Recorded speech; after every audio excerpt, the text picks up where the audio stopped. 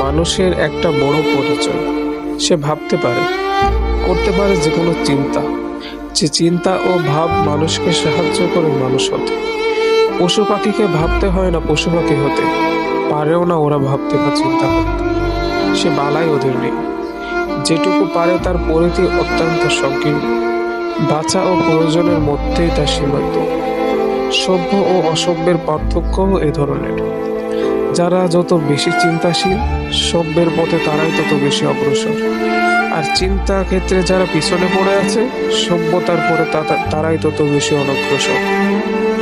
আর চিন্তা ক্ষেত্রে যারা পিছনে পড়ে আছে, সভ্যতার পিছনের সারিতে তাদের স্থান। ব্যক্তি, গোষ্ঠী, জাতি, দেশ, স্বরের বেলায় সত্যের তারতম্য নেই।